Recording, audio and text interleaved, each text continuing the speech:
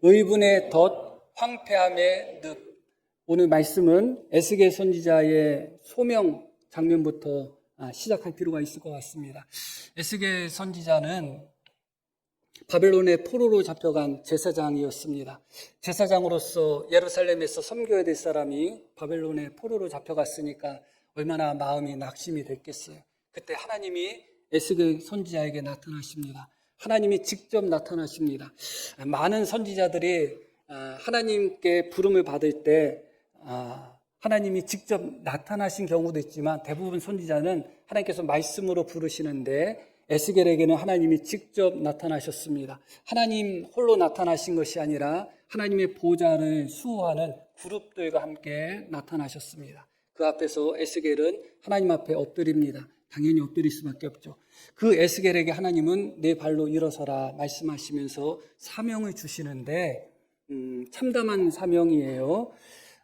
내가 이 백성에게 보낸다 하면서 반역한 백성, 뻔뻔한 백성, 이마가 굳은 백성, 완악한 백성, 그런 말씀을 계속 하시는 거예요.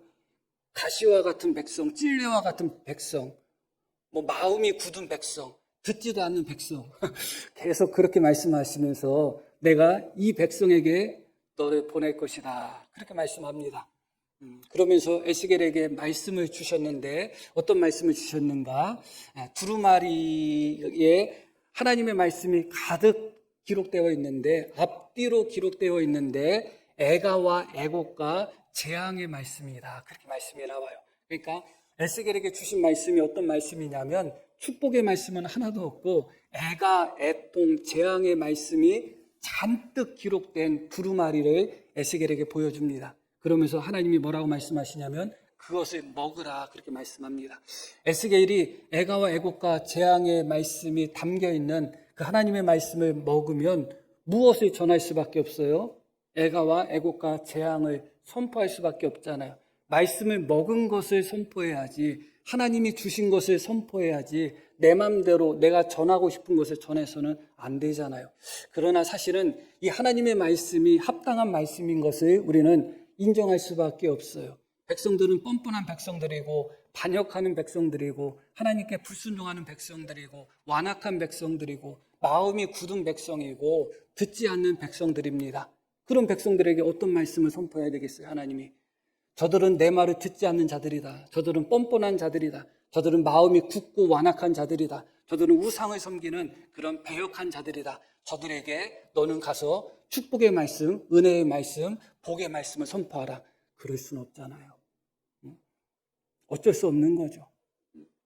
그래서 에스겔은 하나님의 말씀을 선포하는 선지자로 부름을 받았지만 항상 선지자들은 백성의 상태에 따라서 그 부르심이 결정이 되는 거예요.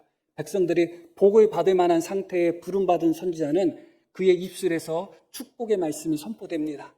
그러나 백성들이 완악하고 배반하는 백성들이 가득하고 하나님 앞에 심판받을 수밖에 없는 그런 모습 속에서 선지자가 부름받으면 그 선지자의 말씀은 애곡과 애가와 재앙의 말씀으로 선포될 수밖에 없는 것이죠. 에스겔이 바로 그때 부름받은 선지자다. 그 에스겔을 하나님이 그렇게 부르신 후에 다시 에스겔이 사역해야 되는 장소로 인도하시는데 놀랍게도 하나님의 성령이 에스겔을 번쩍 들어가지고 에스겔이 말씀의 사역을 선포할 그곳으로 인도하시는 장면이 오늘 말씀부터 시작되는 장면입니다. 12절 말씀 한번 볼게요. 때에 주의 영이 나를 들어 올리시는데 내가 내 뒤에서 크게 울리는 소리를 들으니 찬송할지어다 여호와의 영광이 그의 처소로부터 나오는도다 하니 주님의 영이 나를 들어 올리셨다. 지금까지 제가 말씀드렸던 이런 내용으로서 에스겔에게 하나님이 사명을 주신 후에 그 사명, 애가와 재앙과 또 애곡의 말씀을 선포하기 위해서 에스겔이 사명의 그 자리로 갈 때 주님의 영이 에스겔을 들어 올려서 데리고 가셨다는 거예요. 그런데 바로 그때 뒤에서 어떤 소리가 진동하는 마치 지진이처럼 그렇게 울리고 진동하는 큰 소리가 들렸는데 어떤 소리냐? 찬송할지어다 여호와의 영광이 그의 처소로부터 나온도다 하는 찬송을 들은 거예요. 너무너무 큰 찬송이고 그래서 땅이 흔들릴 정도로 지진이 일어난 것처럼 큰 소리와 진동과 함께 이 찬송 소리를 들었습니다. 그 내용이 무엇이에요? 여호와의 영광이 그의 처소로부터 지금 선포되고 있다. 여호와의 영광이 그의 처소로부터 만방에 퍼지고 있다. 그런 말씀이에요. 지금 이스라엘 백성들은 죄악 가운데 반역하였고 심판을 앞둔 백성이지만 그럼에도 불구하고 여호와의 영광은 주님이 계신 처소로부터 계속 퍼져나가고 있다 하는 그런 찬송 소리를 에스겔이 들었습니다. 이어지는 말씀도 볼게요. 이는 생물들의 날개가 서로 부딪히는 소리와 이 생물들은 천사들이고 그룹들이죠. 하나님을 호위했던 또 하나님의 보좌를 옮겼던 그런 천사들이에요. 이는 생물들의 날개가 서로 부딪히는 소리와 생물 곁에 바퀴 소리가 크게 울리는 소리더라. 그러니까 다시 정리하면 에스겔이 하나님께 사명을 받고 성령에 이끌려서 지금 들림받아서 가는데 그 순간에 두 가지 큰 소리를 들었다는 거예요. 하나는 여호와의 처소, 하나님의 처소로부터 하나님의 영광이 울려 퍼지고 있다 하는 그런 찬송 소리를 크게 들었고, 또 하나는 하나님을 호위하는 천사인 그룹들의 날개가 서로 부딪히고 바퀴가 돌아가는 큰 소리를 들었다. 이 두 가지를 들었다고 이야기하는 거예요. 이 둘 다 하나님의 영광과 하나님의 권능과 하나님의 능력을 다 상징하고 있는 그런 소리들이다. 그렇게 생각하시면 될 것 같습니다. 그런 후에 14절 말씀이 이어지는데 우리 이 말씀은 함께 읽겠습니다. 주의 영이 나를 들어 올려 데리고 가시는데 내가 근심하고 분한 마음으로 가니 여호와의 권능이 힘있게 나를 감동시키더라. 주님의 영이 나를 들어 데리고 가고 있다. 주님의 영이 지금 에스겔을 인도하고 있다. 그리고 지금 에스겔은 하나님을 직접 만나고 하나님 임재 앞에서 하나님께 직접 사명을 받은 상태예요. 그리고 지금 에스겔 귀에는 어떤 소리가 들려요? 찬송하라. 하나님의 영광이 하나님의 처소로부터 만방으로 퍼지고 있다 하는 그런 찬송 소리를 듣습니다. 그리고 하나님을 호위하는 천사들의 날개 소리, 또 그룹을 보좌를 옮기는 수레의 바퀴 소리, 그런 우렁창 소리가 울려 퍼지고 있습니다. 하나님의 영광은 조금도 손상되지 않았고 하나님의 권능도 조금도 손상되지 않았습니다. 하나님을 향한 찬양도 조금도 줄어들지 않았습니다. 그런 상태에서 에스겔은 하나님의 성령에 이끌려 지금 하나님의 성령이 직접 에스겔을 붙들고 들어 올려서 데리고 가고 있다. 그렇게 말씀이 나와요. 그런데 바로 그때 에스겔의 심령의 상태가 어땠는가? 그때 에스겔의 심령의 상태가 내 안에 내 마음이 충만하고 기쁨이 넘치고 감사가 넘쳤더라가 아니에요. 그래야 되지 않겠어요? 지금 에스겔의 귀에 들리는 소리는 하나님을 찬양하는 소리고 하나님의 영광이 계속 그의 처소로부터 나오고 있다는 그런 찬송 소리를 듣고 있잖아요. 하나님께 직접 사명을 받고 하나님을 만났잖아요. 또 하나님의 성령이 직접 에스겔을 인도하고 있잖아요. 그러면 당연히 이것보다 더 성령 충만하고 이것보다 더 감사가 충만하고 이것보다 더 은혜가 충만한 경우가 어디 있겠어요. 그런데 가장 성령 충만하고 가장 감사가 충만하고 가장 은혜가 충만해 하나님의 임재가 가장 강력하게 나타나고 하나님의 성령의 역사가 가장 강력하게 나타나고 하나님을 향한 찬송 소리가 온 땅을 진동시킬 정도로 울려 퍼지는 그 순간 그 중심에 있었던 에스겔의 마음은 근심과 분한 마음으로 가득했다. 이 분한 마음을 어떤 번역 성경에는 화가 치밀어 올랐다 그렇게 번역을 해요. 근심했다는 것은 마음이 썩다, 아주 괴로웠다 그런 의미예요. 정작 에스겔은 그 순간에 마음이 너무너무 고통스럽고 괴로웠던 거예요. 성령의 충만함에 받아서 은혜가 넘치는 마음이 아니라 너무 고통스러운 마음인 거예요. 너무 괴로운 마음인 거예요. 그것을 근심한다 하는 말로 번역하고 있는 것입니다. 그럴 수도 있을 것 같습니다. 그가 받았던 사명을 생각하면 그럴 수도 있을 것 같아요. 성령의 역사와 하나님의 임재와 하나님을 만나고 또 하나님의 찬송 소리 속에서 얼마든지 에스겔은 충만할 것 같지만 그가 받은 사명의 무게를 생각할 때 얼마든지 마음이 괴롭고 고통스러울 것 같아요. 하나님은 백성들에게 말씀을 전하라고 하는데 축복의 말씀은 하나도 없습니다. 생명의 말씀은 하나도 없습니다. 애가와 재앙과 애통의 말씀, 멸망의 말씀, 심판의 말씀만 전하라는 거예요. 그 말씀을 전했다 할지라도 백성들이 회개하고 돌아온다면 하나님이 용서하십니다. 하나님이 심판하겠다고 말씀 전하시면 심판하겠다는 게 아니에요. 심판하겠다는 말씀을 듣고 회개하면 용서해 주시는 거예요. 그게 하나님의 역사거든요. 그런데 문제는 백성들이 어떻다고요? 안 듣는다는 거예요. 하나님은 뭐라고 말씀하셔요? 재앙의 말, 심판의 말, 애국의 말만 선포하라 그렇게 말씀하고 있고, 그러면서 백성들은 듣지 않을 거다. 듣든지 안 듣든지 그들이 듣지는 않을 텐데 듣든지 안 듣든지 전하라. 그러면 그 심판의 말, 애국의 말, 재앙의 말을 선포해서 백성들이 회개하고 구원을 받을 수 있는 가능성이 있다는 거 없다는 거예요? 없다는 거잖아요. 당연히 에스겔은 선지자로서 민족을 사랑하고 하나님을 사랑하는 선지자로서 마음이 고통스러울 수밖에 없었을 것 같습니다.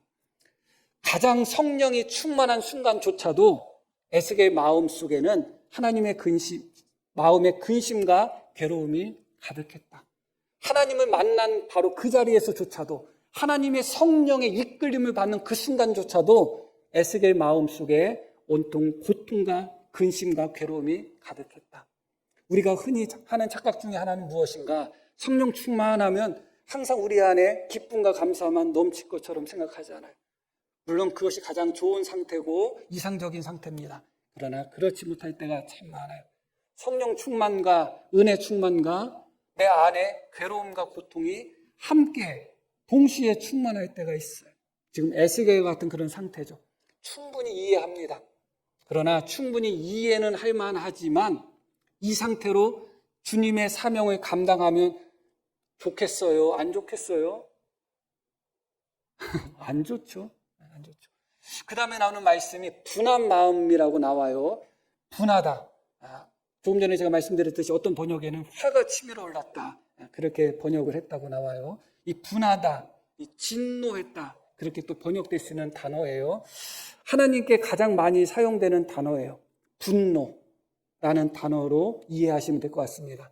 에스겔에만도 이 분노라는 단어, 이 분한라는 단어가 30번이 넘게 나와요. 30번이 넘게 나오는데 한 번만 제외하고, 그 한 번이 바로 오늘 이 말씀이에요. 나머지는 다 하나님의 마음으로 표현돼요. 내가 내 분노를 쏟아버리겠다. 내가 내 분노를 불처럼 내리겠다. 내가 내 분노를 풀어버리겠다. 그렇게 계속 하나님이 내 분노 그렇게 이야기합니다. 나의 분노 그렇게 이야기하죠. 이 분노는 기본적으로 거룩한 하나님의 속성이라는 것을 기억하셔야 돼요. 나의 분노, 내 분노라고 하죠. 하나님은 공의의 하나님이시다? 우리는 충분히 이해를 해요. 그런데 하나님은 분노하시는 하나님이다 하면 약간 갸우뚱해요. 그러나 거룩이 무엇이에요? 모든 죄악들을 미워하는 것이 거룩입니다. 모든 죄악으로부터 구별된 것이 거룩이에요. 그렇기 때문에 하나님의 거룩함의 속성 중에 가장 분명한 속성이 바로 죄를 향하여 분노하는 것입니다. 더러움을 향하여 분노하시는 거예요. 그것이 하나님의 거룩함의 속성이에요. 그래서 하나님의 분노는 완전한 분노이고 의로운 분노예요. 우리 예수님 제자들이 마지막, 제가 그 말씀을 많이 드리잖아요. 마지막 밤에 제자들과 성찬식을 하시면서, 최후의 만찬을 하시면서 이것은 내 몸이고 이것은 내 피다 하면서 제자들에게 주셨는데, 바로 그 자리에서조차도 제자들은 누가 크냐 싸웠어요. 우리 같으면 어떻게 할까요? 이것들아 나 내일 죽는다고, 나 내일 죽는다는데 누가 더 크고 작고 그거 가지고 싸워? 야 이거 내가 3년 동안 혹 키웠다 하면서 분노하겠죠. 그렇지 않으셨어요. 그런 시즌 후에 겟세마네 동산에 가시면서 뭐라고 말씀하셨어요? 나와 함께 깨워서 기도하자. 처음으로 제자들에게 기도를 부탁했죠. 그런데 3번씩이나 주님이 와서 자지 말고 기도하라, 자지 말고 기도하라 했는데도 제자들은 어떻게 했어요? 끝까지 잤어요. 3번씩. 우리 같으면 어떻게 하겠어요? 이것들아, 내가 오죽하면 너희들한테 기도를 부탁했겠냐. 내가 이제 죽을 지경이어가지고 나하고 함께 기도하자고 하는데 그게 그렇게 어렵냐? 그랬겠죠. 그런데 한 번도 주님은 제자들에게 분을 내신 적이 없어요. 분노하신 적이 없어요. 그런 예수님이 놀랍게도 하나님의 성전에 들어가서 성전에서 장사하는 자들, 속이는 자들, 그런 자들을 보고서 어떻게 하셨어요? 상을 뒤집어 엎고 짐승을 쫓아내고 완전히 깡패처럼 그런 모습을 보였잖아요. 그게 분노예요, 그게. 하나님의 분노, 예수님의 분노는 죄에 대하여 완전한 반응이에요. 그래서 하나님의 분노는 의로운 분노이고 절대적인 분노이고 온전한 분노예요. 분노 자체는 하나님의 속성이에요. 에스겔이 이런 분노의 마음을 가졌다는 거, 말씀드렸듯이 이 분노라는 단어는 예레미야에도 몇십 번 나오고 이사야서에도 몇십 번 나오고 에스겔에는 30번 이상 나와요. 그런데 모든 경우에 하나님한테만 사용이 되었어요. 하나님께서 내 분노를 어떻게 하겠다, 내 분노로 심판하겠다, 내 분노를 쏟겠다, 항상. 그런데 딱 오직 한 번 에스겔에게만 이 분노라는 단어가 여기에 사용되고 있습니다. 그것은 무엇을 이야기하고 있나? 에스겔이 품었던 그 분노가 사사로운 분노가 아니라는 것을 보여주는 거예요. 하나님의 분노, 의로운 분노라는 것을 보여주는 거예요. 사실 예수님을 믿는다고 한다면 거룩하신 하나님을 믿는 거잖아요. 거룩하신 하나님을 믿는 사람이 죄에 대해서 분노하지 않는다? 그것은 생각해 볼 문제예요. 거룩하신 하나님을 믿는 사람은 믿음을 갖는 순간 분노가 생겨요. 죄악된 세상을 향하여 분노가 생기고 악한 자들을 향하여 분노가 생기고, 하나님을 믿는다고 하지만 거짓되게 하나님을 믿고 하나님을 속이고 그렇게 악하게 신앙생활을 하는 사람들을 향하여 분노가 생깁니다. 당연한 것입니다. 너무너무 당연한 거예요. 어떤 의미에서 보면 의분이라고 할 수가 있고, 그 분노는 하나님의 분노라고 할 수가 있는 거예요. 그래서 우리 안에 이런 분노가 있다?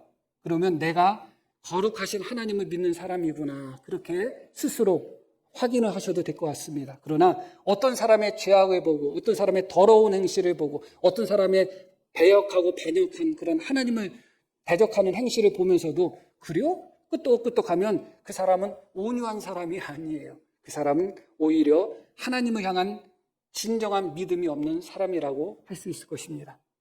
그런데 여기에 중요한 말씀이 있어요. 우리 야고보서 말씀 한번 볼게요. 2장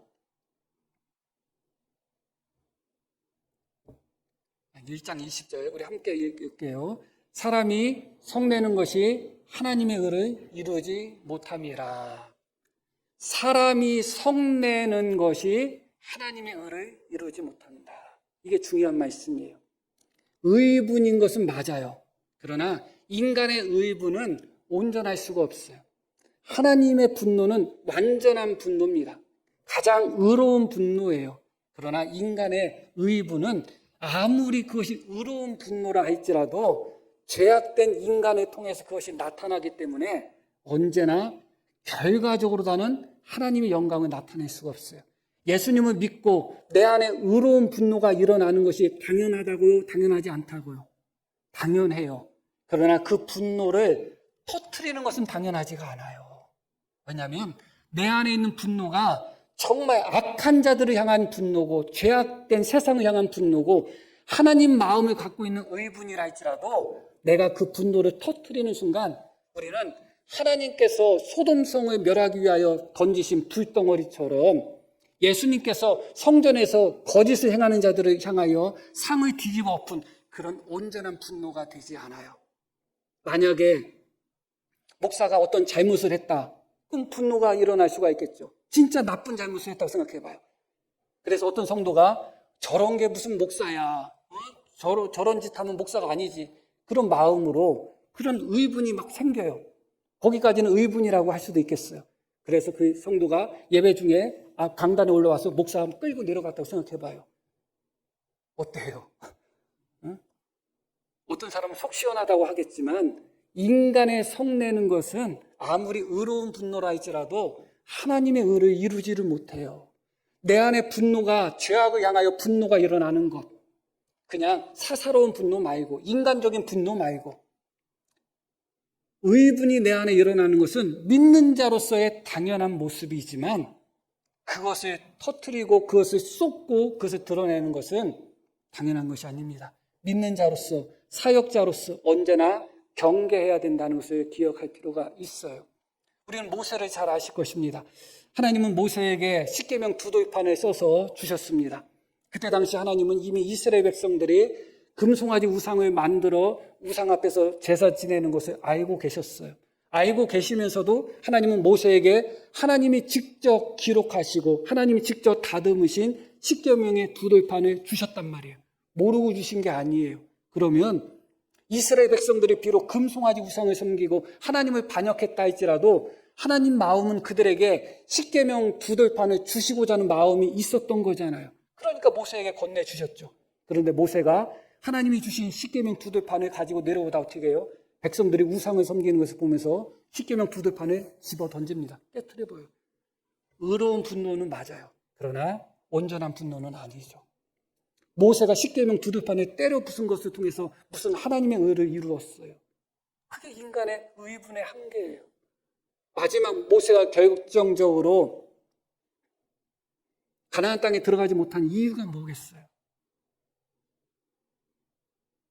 백성들이 패역하고 반역하고 그런 모습을 계속 보였잖아요.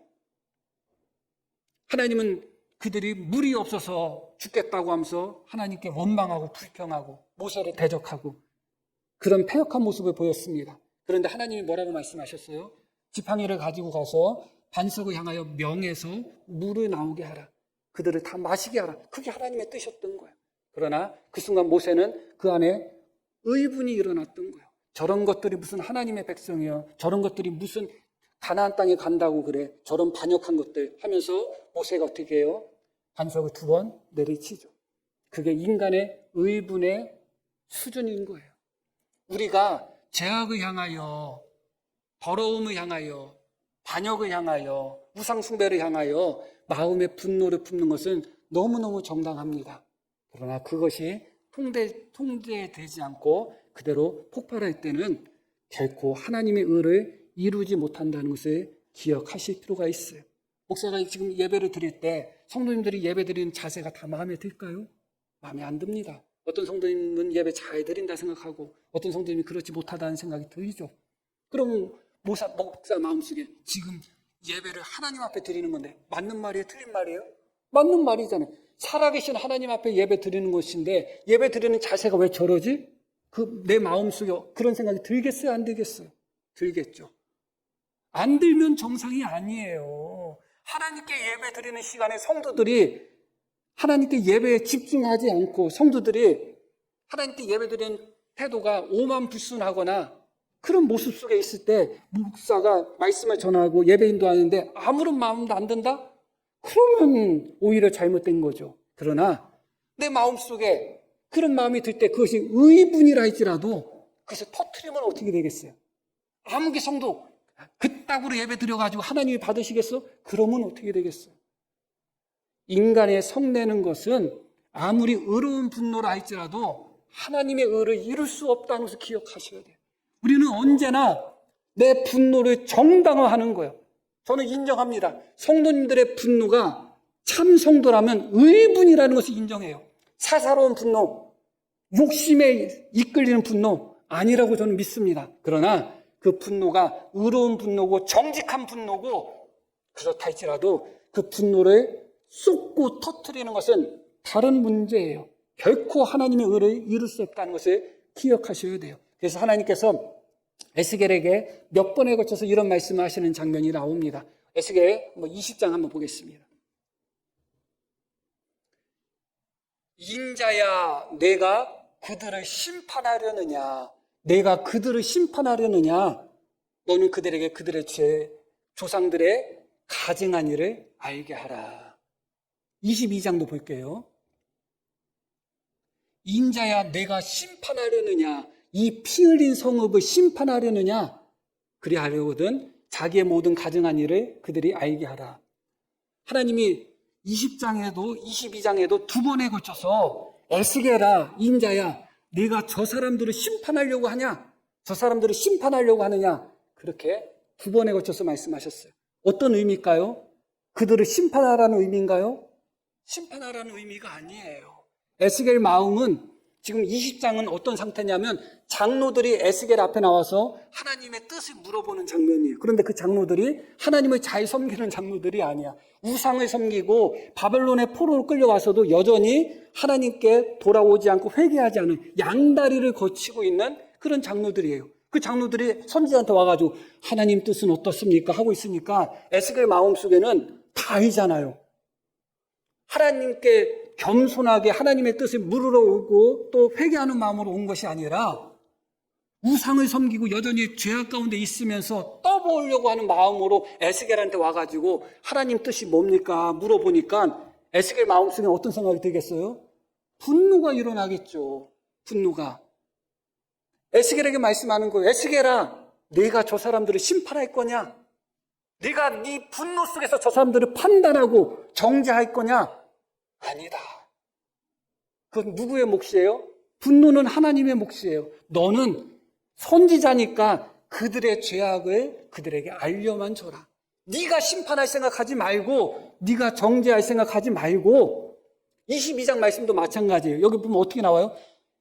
인자야 네가 심판하려느냐? 이 피 흘린 성읍들을 심판하려느냐? 피 흘린 성읍이라는 것은 하나님을 믿는다고 하면서 온갖 가증하고 더러운 죄악들을 계속 범하는 거예요. 그럼 선지자 마음에 어떤 생각이 들겠어요? 아니 무슨 하나님을 믿는다는 성읍이 무슨 저런 짓을 하고 있어. 분노가 일어나죠. 심판하고 싶겠죠. 그러나 하나님이 말씀하는 거예요. 내 안에 지금 심판하고자 하는 분노가 가득 넘치고 또 넘친다 할지라도 인자야 내가 심판하겠느냐? 네가 그래서 되겠느냐? 하나님 그렇게 말씀하고 계시는 거예요.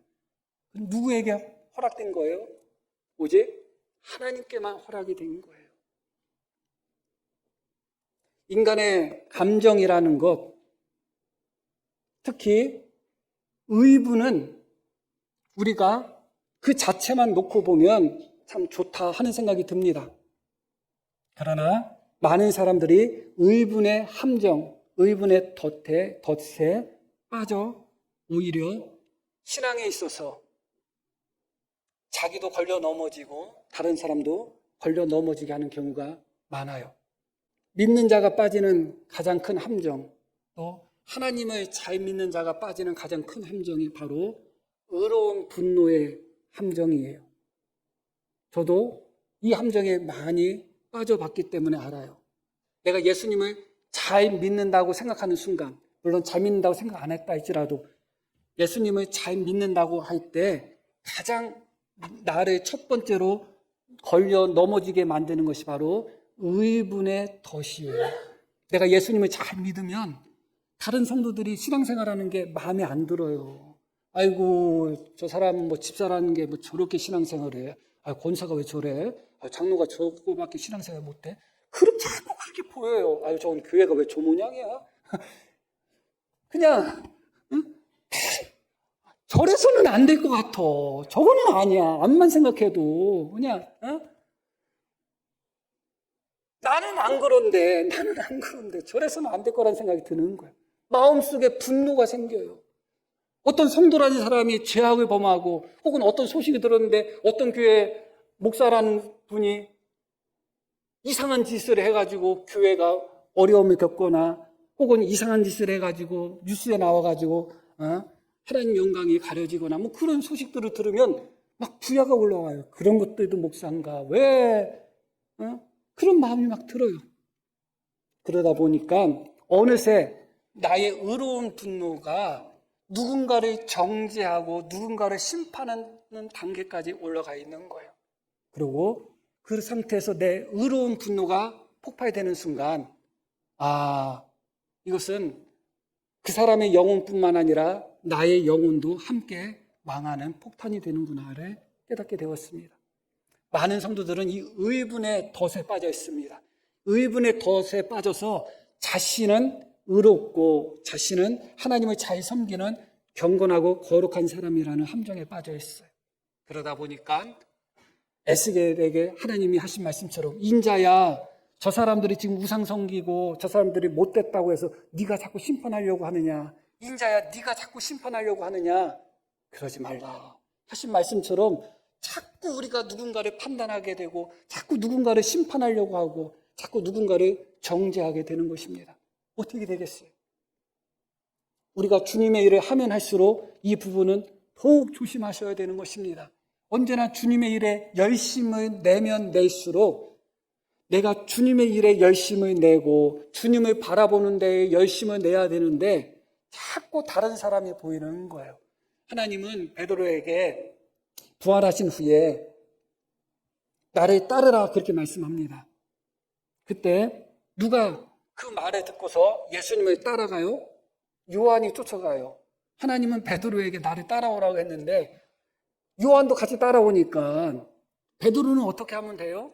그냥 예수님만 따라가면 돼요. 그런데 베드로 마음속에는 아마 이런 마음이 들었을 거예요. 하나님이 나만 따라오라고 했는데 저게 왜 따라오지? 조금 신경 쓰였을 거예요, 아마.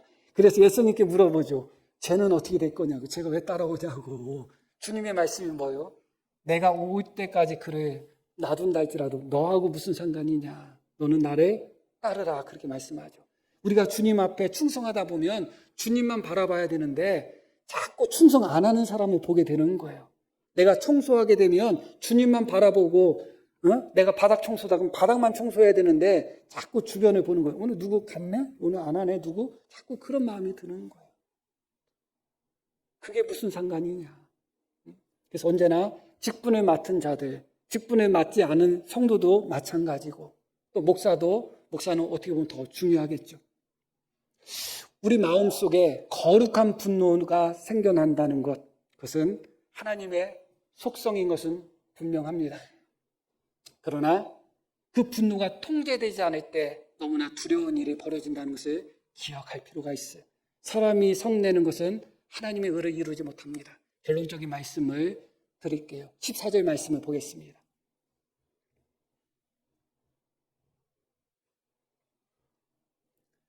주의 영이 나를 들어 올려 데리고 가시는데 주님의 영이 직접 붙들고 가시고 하나님의 영광이 가득 넘치고 찬양이 넘치는 그 자리에서 에스겔이 어땠다고? 같이 한번 읽을게요. 내가 근심하고 분한 마음으로 가니 여호와의 권능이 힘있게 나를 감동시키더라. 이렇게 말씀이 나옵니다. 물론 우리 성경의 번역이 자의된 번역인 것은 분명합니다. 그런데 여기서 여호와의 권능이 힘있게 나를 감동시켰다. 어떤 생각이 들까요?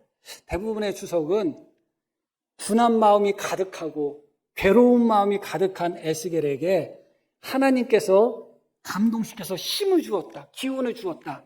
그렇게 해석을 해요. 그런데 직역하면 여호와의 권능이 힘있게 나를 감동시켰다는 이 문장은 여호와의 손이 나의 위에, 그러니까 에스겔 위에 힘있게 임했다. 그런 의미예요. 그러니까 하나님의 손이 에스겔을 힘있게 어떻게 했다는 거예요?